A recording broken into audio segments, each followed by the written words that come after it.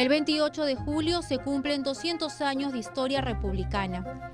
Desde la proclamación de la independencia por el general don José de San Martín en 1821 hasta la fecha, hemos pasado por episodios turbulentos y de crispación. Las guerras, el terrorismo, los golpes de Estado y las disputas políticas han sido una constante. Luego de 2 décadas de votaciones limpias tras la fraudulenta del año 2000, nos enfrentamos nuevamente a una polarización. Con un país dividido que aún no logra superar viejas taras como el racismo y la discriminación, vale la pena ir más allá del efeméride y preguntarse cuánto hemos avanzado como nación. El Perú es el país de la enemistad. Si tú haces un recuento simple de la historia peruana, encuentras Huáscar y Atahualpa, Pizarro y Almagro, Pumacahua y Tupac Amaru, Cáceres y Piérola, apristas y antiapristas, fujimoristas, antifujimoristas, con un montón de etcéteras que me he saltado.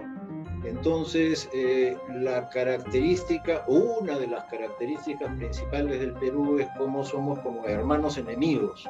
Siempre estamos combatiendo unos contra otros y lo que nos caracteriza no es la cordialidad, ni las buenas maneras, y el deseo de llevar la fiesta en paz y salir todos adelante, sino unas relaciones más bien ásperas, conflictivas, en las cuales pues predomina esa figura, hermanos enemigos.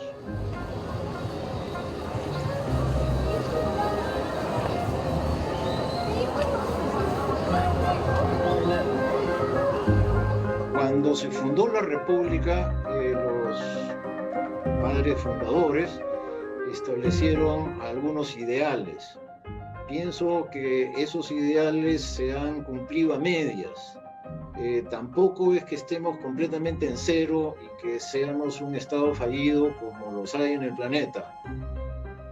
Repasemos entonces cuáles fueron esos ideales establecidos en el comienzo de la República.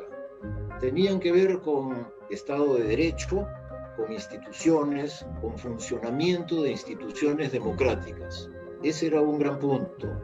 El segundo punto era que para que todo esto funcione, la gente tiene que ser ciudadana, es decir, tener derechos y tener también responsabilidades equivalentes y asumirlos con toda entereza.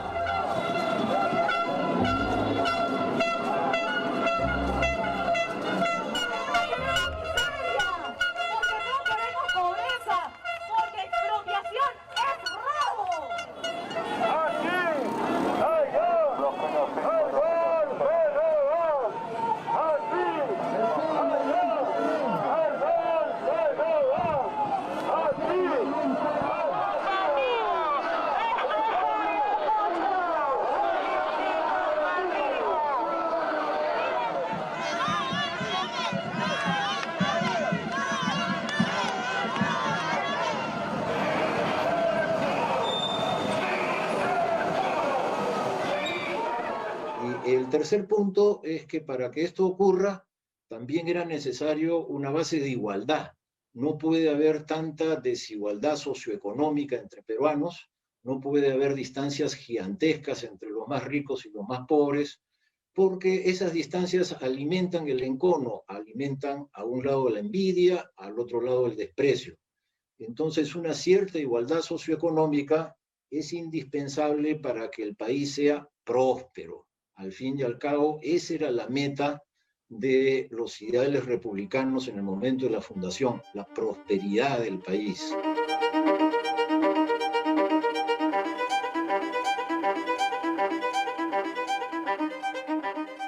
Estamos con un vaso medio lleno. La noción es, somos una nación en construcción. Somos un país que aún no ha terminado de armarse y que, bueno, estamos en el camino. ¿Cuáles son esos factores que han impedido que se cumplan con todos los ideales con los que se forjó la República? Diversos factores, ¿no?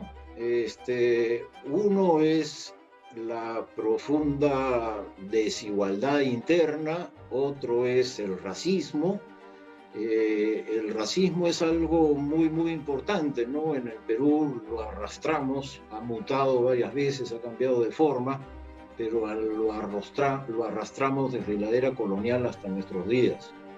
Y junto con la desigualdad y el racismo, yo diría también pues que nuestro Estado ha vivido atravesado por otro tema que tiene larga historia negativa en el Perú, que es la concepción de que es un botín, que quien entra se enriquece y que por lo tanto la corrupción es entre comillas natural.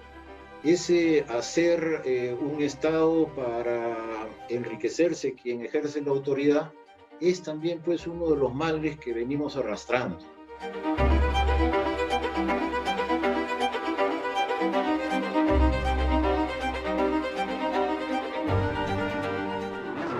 No se nota. No se nota, se fue un poco, sí, pues se fue para acá. No se nota nada, no se nota nada. Porque es peligroso. Claro, que se pone y te pueden ir como está filmando. No pierden la confianza, sí. Entonces voy a poner acá el parlante como si fuese el parlante del equipo mío, no aquí. Claro. Entonces eso voy a hacerlo. Claro. ¿Te vas? Sí. Lo voy a hacer bien bonito. Pero no se da cuenta, felizmente, ¿no?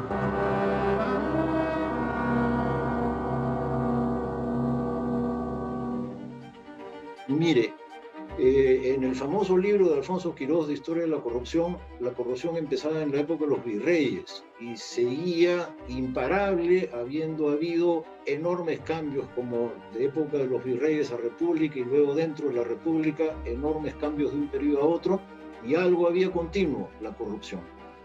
Entonces eso nos hace un Estado ineficiente, de tal manera que si pudiéramos limpiarnos de la corrupción, creo que eso sería revolucionario. Como decía Alfonso Barrantes, en el Perú ser honesto es revolucionario.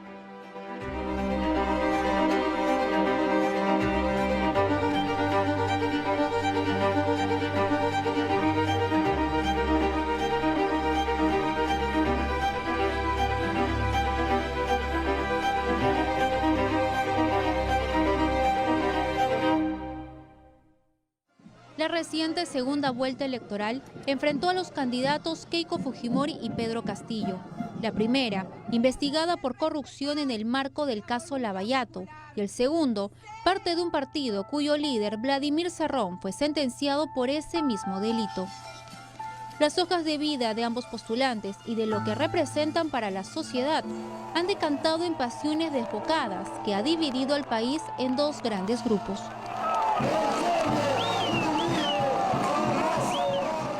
El sistema de dos vueltas tiende a la polarización. Si ustedes recuerdan, en todas las elecciones en dos vueltas, el resultado siempre ha sido parejo y el grado de confrontación siempre ha sido elevado entre dos trenes que se enfrentan con fuerzas relativamente equivalentes. De tal manera que el sistema de dos vueltas es el que precipita pues la polarización por su propia naturaleza. Quedan dos y compiten por el premio mayor.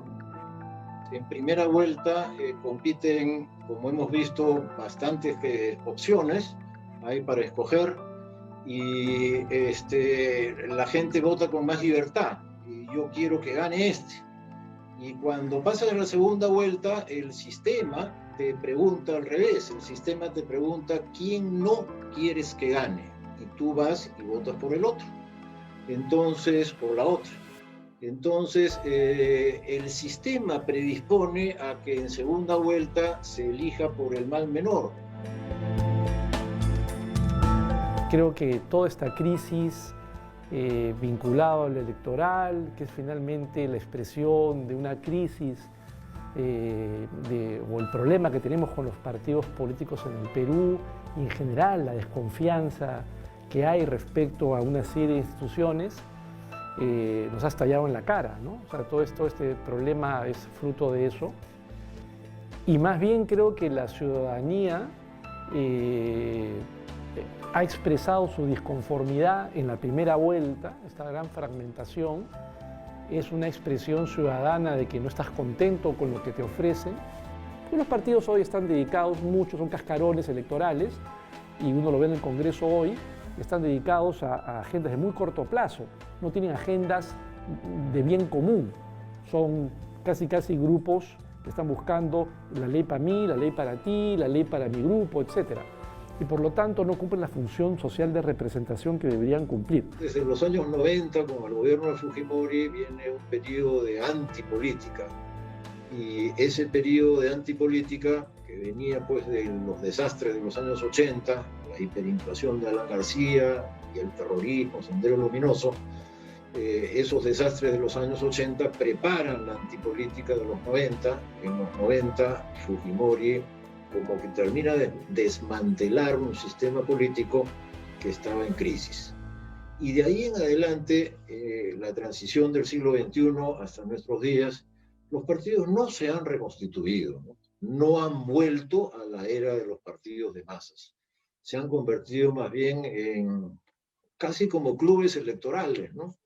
Pequeños agrupamientos de gente que se arman detrás de una candidatura y cada vez que hay elecciones vuelven a la vida para tratar de ganar.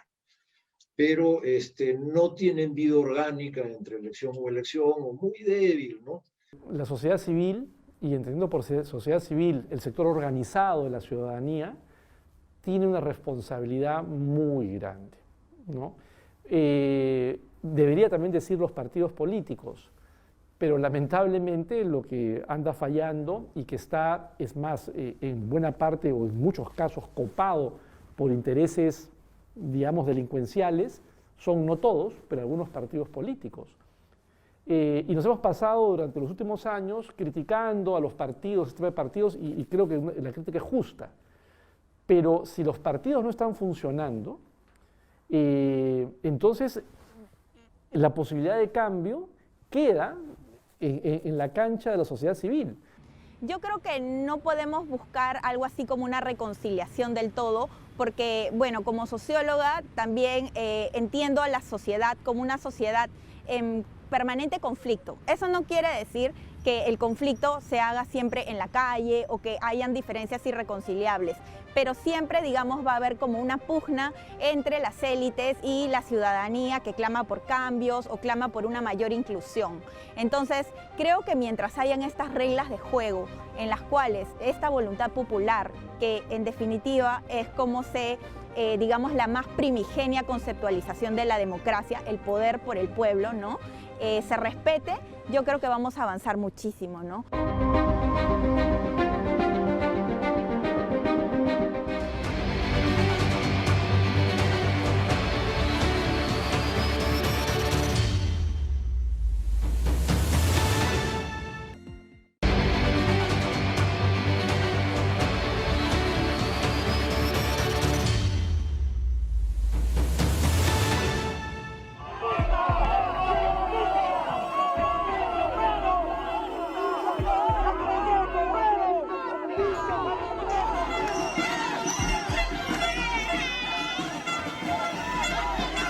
Durante toda la campaña electoral y después de ella, el clima político se radicalizó cada vez más. Denuncias de fraude en mesa, sugerencias de anular las elecciones y hasta de un posible golpe de Estado. La andanada de agresiones incluso ha llegado hasta el seno familiar.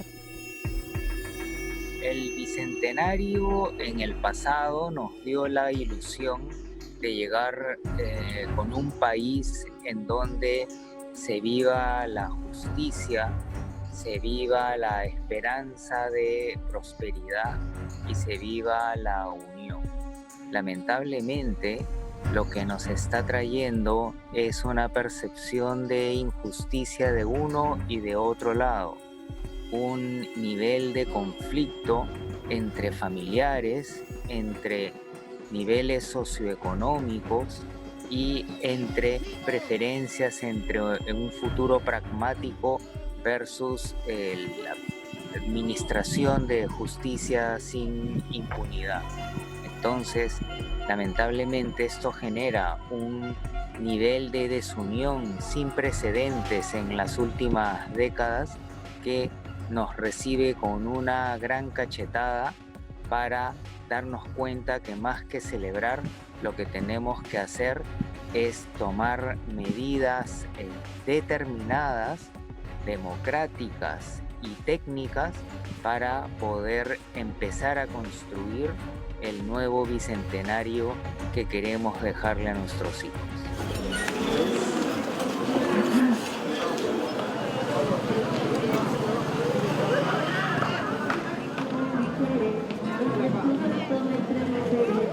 Nuestro grupo de investigación desarrolló recientemente un estudio urbano y rural representativo a nivel nacional acerca de cuáles son los 3 valores en los cuales todos los peruanos nos ponemos de acuerdo que debemos de trabajar para dejarle un mejor país a nuestros hijos. Y estos, en orden de importancia, fueron el respeto, la honestidad y la responsabilidad. Si hubiera habido respeto, no hubiésemos visto tantos insultos. Si hubiera habido honestidad, no habrían en segunda vuelta y quizás ni en primera candidatos que tengan tremendo prontuario y que no conseguirían trabajo ni de cajero de un banco. Y si hubiera responsabilidad, en vez de tener planes de gobierno de uno y otro lado que sean solo para la foto, solo para convencer rápidamente y que no tengan una estrategia de un mejor Perú, entonces estos elementos nos señalan que lo que los peruanos sabemos en cuanto a valores para salir adelante es lo opuesto que nos describen los candidatos. Buscando con lupa, sí se pueden encontrar peruanos honestos, técnicos y de buena voluntad, pero ¿qué es lo que ocurre? La investigación encuentra que cuando hay un sistema de sociedad que está corrompido por la deshonestidad, en donde el control policial y el sistema judicial no funciona y más bien permite que el más tramposo, el más cínico salga adelante, coimee por aquí, floree por allá, ellos son los que terminan teniendo el poder. Entonces, ante esas circunstancias, se requiere un cambio radical para mejora de la democracia, en un sistema que sepa filtrar adecuadamente a estos sujetos inadecuados y que permita identificar y promover aquellos peruanos que sí pueden liderar el futuro que nuestros hijos se merecen. La falta de valores no solamente responde a los políticos, sino también al ciudadano que los elige. Una práctica extendida en nuestra sociedad es la denominada viveza o criollada peruana, que parece formar parte de nuestro ADN. Pero, ¿existen mecanismos para desterrarla? La respuesta técnica es bien sencilla, es un plan nacional de valores que otros países como Corea del Sur, como Singapur, lo han hecho. En los años 1960 estaban peor que nosotros o igual en conducta deshonesta y en subdesarrollo económico, pero se unió la empresa, el gobierno, la academia, las instituciones no gubernamentales en una sola meta, que era el progreso inteligente, en donde todos respetamos unas mínimas reglas y salimos adelante. Entonces, este proceso técnicamente se sabe más o menos cómo funciona. El problema está en que no se toma una decisión radical y comprometida.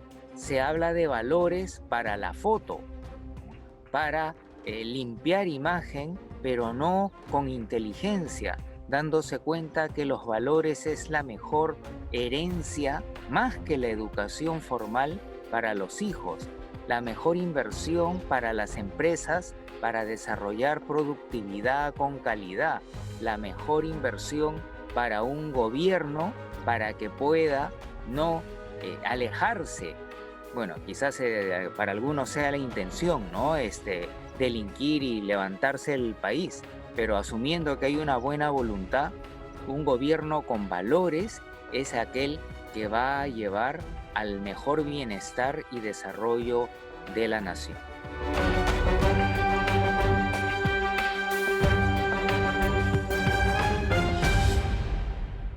Cuando tengamos unas elecciones en la cual haya un grupo limitado de candidatos entre buenos y excelentes, ahí esas elecciones van a sacar lo mejor de nosotros.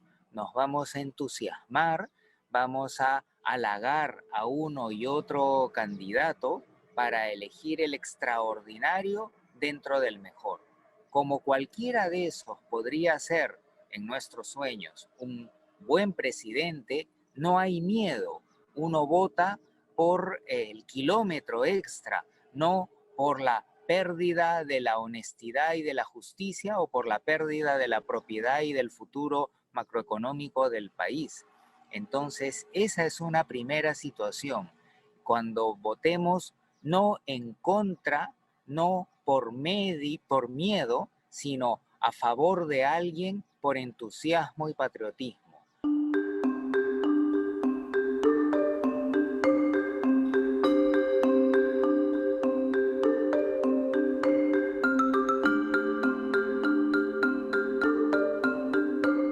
El COVID ha generado una capa adicional.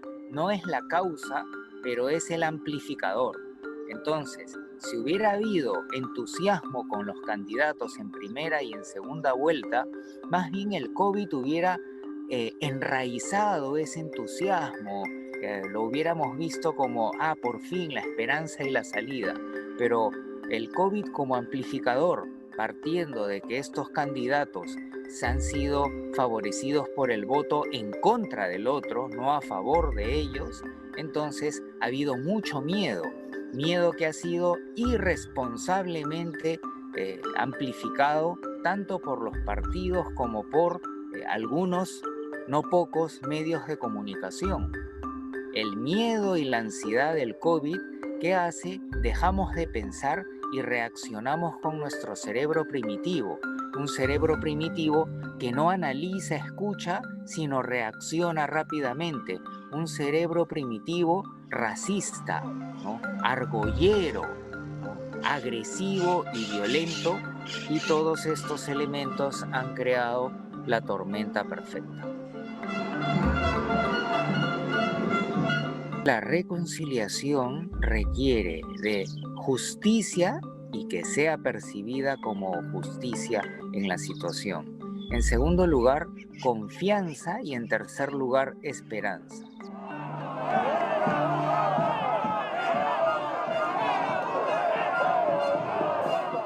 Este nivel de desconfianza es bien complicado.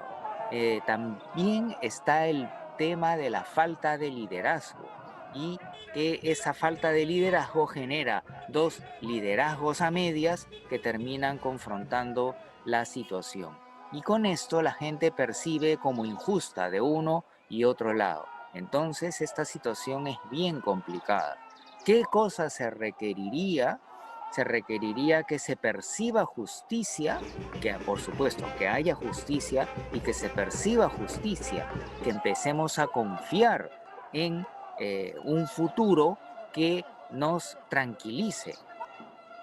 La situación es de pronóstico muy reservado por la desconfianza en los medios y por la percepción de injusticia que nos va a llevar a un líder que se va a ver como ilegítimo por la mitad de los electores y como terrorífico por esa misma mitad de electores. Hay un gran trabajo que hacer en términos del futuro que nos depara. ¿Está bien o no? Con eso te pasa el cólico. No, si tiene que, no, si siente mal.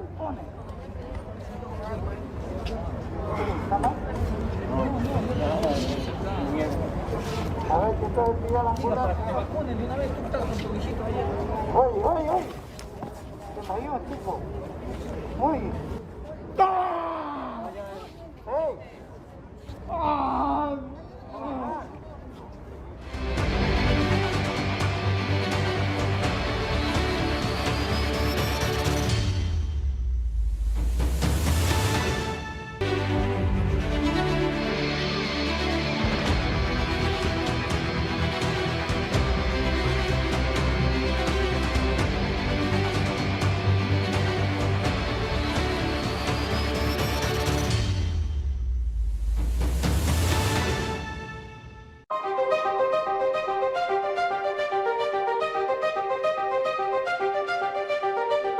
Aunque pluricultural y multiétnico, la discriminación y el racismo son males enraizados en la sociedad. El Perú es ese país de contradicciones, de pueblos indígenas, de migrantes, de mestizos en el que se hablan 47 lenguas originarias y se admira el legado de sociedades como la Inca, Moche, Lima, Caralo, Tiahuanaco, pero a su vez se mira con recelo al que creemos distinto. Entonces, ¿cómo somos los peruanos? ¿Qué nos identifica y qué nos une?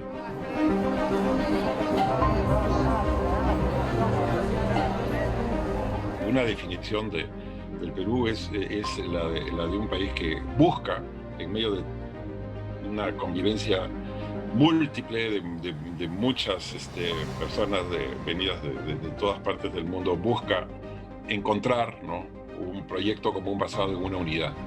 Entonces es un país diverso, contradictorio, por eso mismo tan rico, por eso mismo tan interesante, por eso mismo tan fascinante, ¿no? Es un país dramático, creo yo, porque es un país en pugna, y sin embargo, ¿no?, si hay algo que celebrar, ¿no?, creo, ¿no?, en este bicentenario, es el hecho de que hemos avanzado mucho más desde el punto de vista social en los últimos años y décadas de lo que habíamos avanzado antes, ¿no?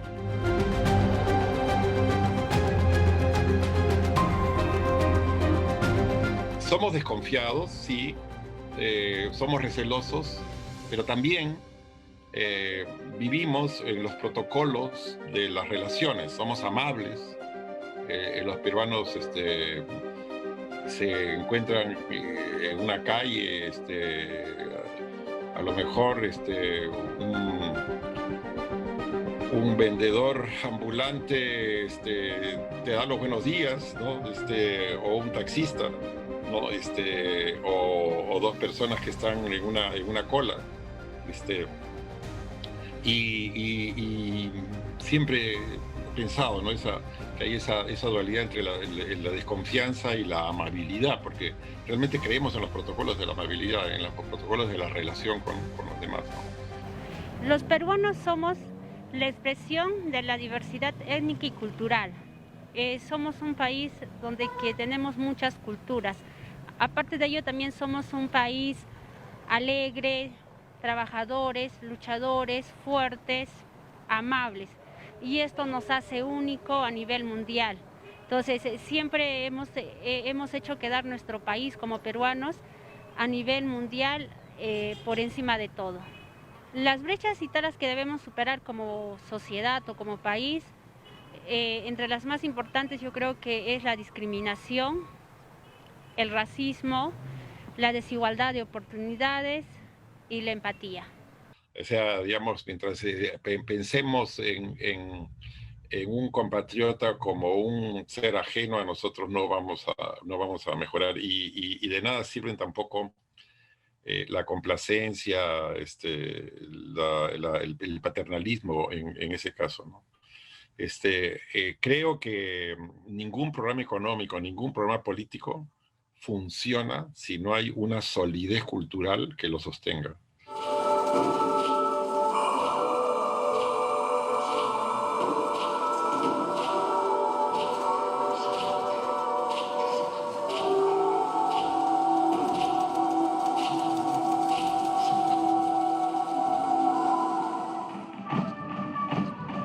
Quizás este bicentenario sea el bicentenario de la reflexión peruana, en donde en este país el racismo ya no se permita, se condene al racista, donde en este país las divisiones y la clase social sea una sola.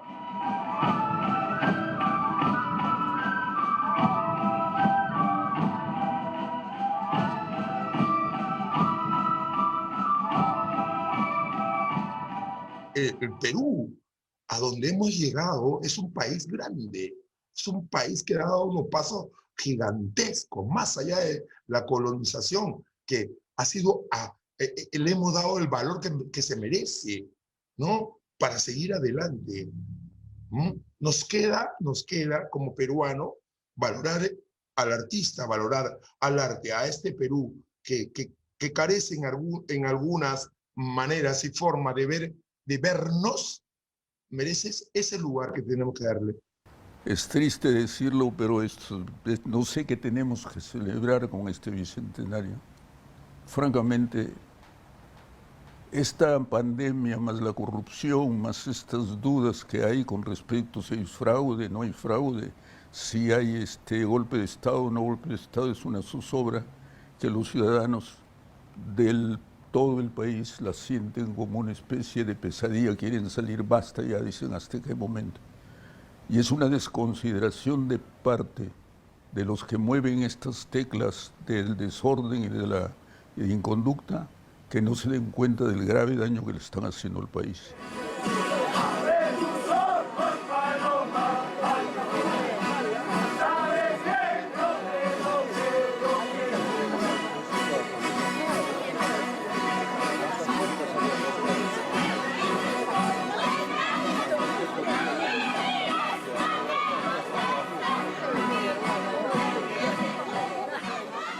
Chakansa ukamawa hanwalts awinakasa yaqipurunakana haniyasa marakachirinacaja kune jamás isise kune jamás arso ukamhiskacha winakaja utjaskakiwa ukajajani utjañapakiti hiwasaja peruso yosana jawale jasara nakawinakanitana ukamasa tunuaruna casa camisa sakune jamás amanqanakas paits apje kune jamás aguarurts awinakasa toko winakasa utjija ukaja hiwasana peruso yosankiwa ukato hiwasaja kamasampisa walikusiskaña mahinirursa yanaptasisa maya asisa hiwasaja sara tapjañasaja ukamawa hachancha sisipka kiñajaniwa.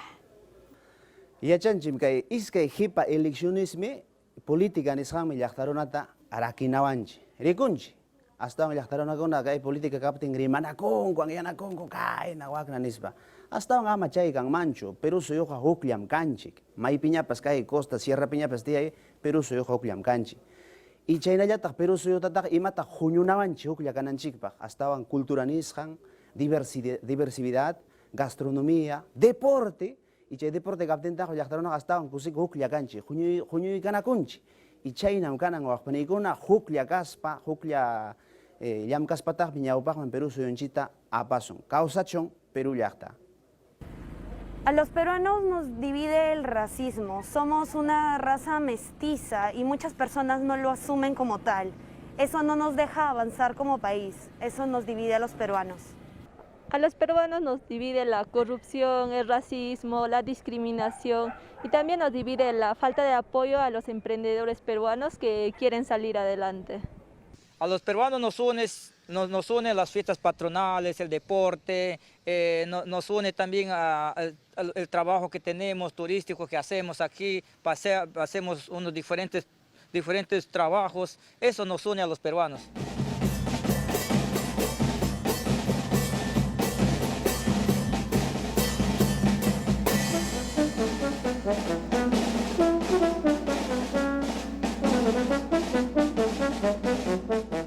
Una sociedad solo progresa cuando hay un proyecto común entre todos sus ciudadanos. Ese proyecto común, en mi opinión, tiene que ser un proyecto cultural. O sea, tenemos que sentirnos unificados bajo algunos emblemas culturales. O sea, creo que esencialmente la música, la literatura, la pintura, el cine, el teatro, tienen que ofrecernos rostros, ¿no? Imágenes, palabras, sonidos, ¿no? Y me parece que una vez que nos podamos fusionar, ¿no? Que podamos identificarnos con nuestras diferentes músicas, nuestras diferentes imágenes artesanales, nuestras diferentes películas, poemas, novelas, con la diversidad de todo eso, con la magnificencia de todo eso, ¿no?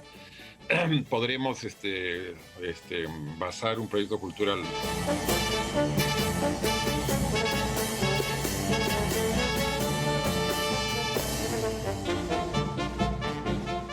Sí, tenemos que tratar de convertirnos en seres humanos. Cuando Vallejo le dice al que siente que ha sufrido algo para transformar su pueblo, ¿no? Ahí aunque no le gustaba que uno tome espacios o versos fuera de todo el poema, pero cuando habla, ¿no? Dejásteme verte desde este lobo padecer y pelear por todos y pelear para que el individuo sea un hombre, para que los señores sean hombres, para que todo el mundo sea un hombre y para que hasta los animales sean hombres. El caballo, un hombre. El reptil, un hombre. El buitre, un hombre honesto. Y hasta la mosca, un hombre. El olivo, un hombre. Y el mismo cielo, todo un hombrecito. Cuando habla de los reptiles y de los buitres, ¿no? Está enseñándonos que a veces hay gente que se manifiesta así, como reptil, como que ya me arrastro a ver si tú eres el superior, me quedo tranquilo con tal de conseguir algo. No todos hacer un examen de conciencia es un poco difícil, pero el cine, el teatro, por lo menos nos pueden dar la idea de qué es necesario, o recordarnos que es necesario cambiar. Me parece que la única manera, ¿no? como podemos vivir una experiencia común es en la diversidad cultural que tiende a la unidad finalmente de nuestras relaciones con quienes somos, ¿no? Por eso me parece que lo fundamental que tiene que hacer un gobierno nuevo es promover la cultura, esa cultura que nos une, que nos integra.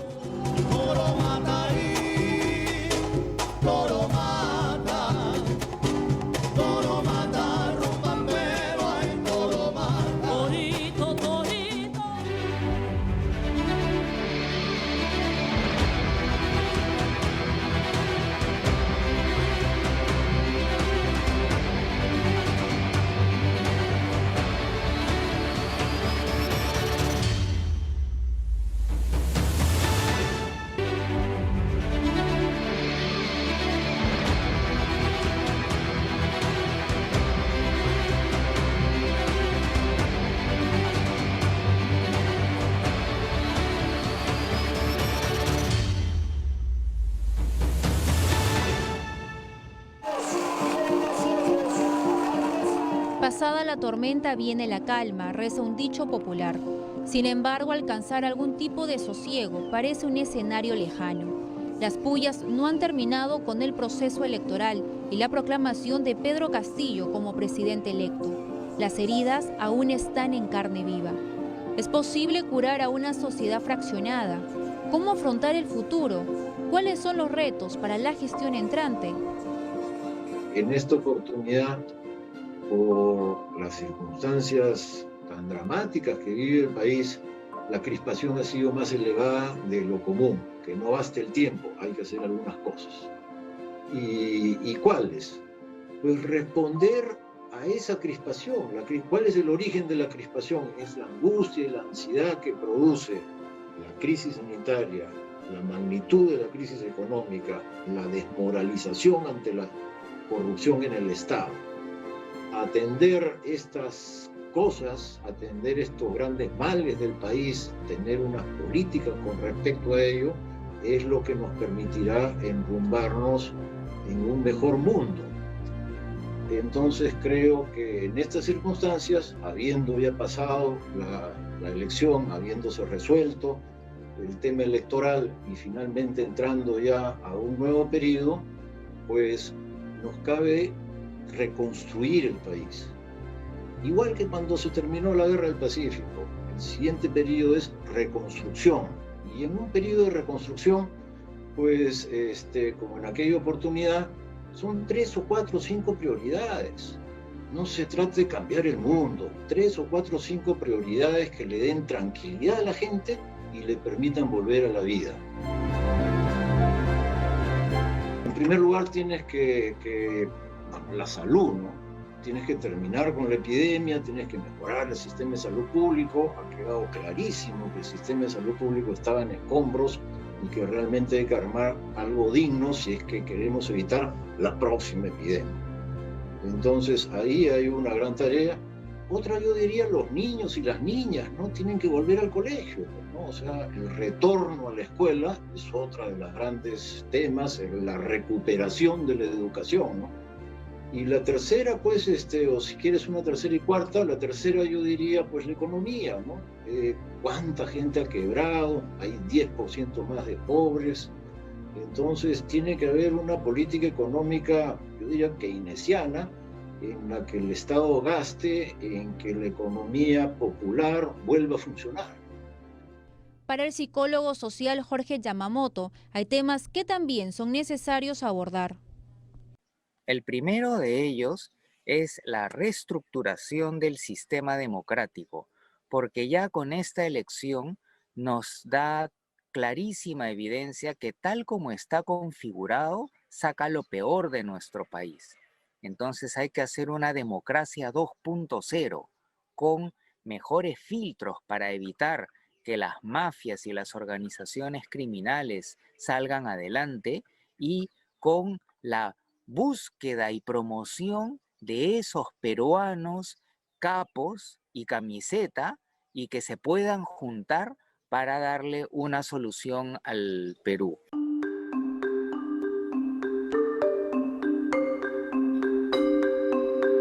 Ahora pareciera que son los mafiosos los que se organizan para postular.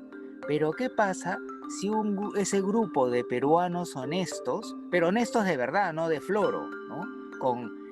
Sacrifican parte de su desarrollo profesional, parte de su desarrollo económico, no van a ir a la pobreza extrema, pero lo sacrifican un poco para trabajar por el Perú y se forma un verdadero o 2 o 3 verdaderos partidos políticos en el sentido de ciencia política, no de organización política criminal, y nos dan la esperanza de elegir entre lo bueno, lo muy bueno y lo excelente.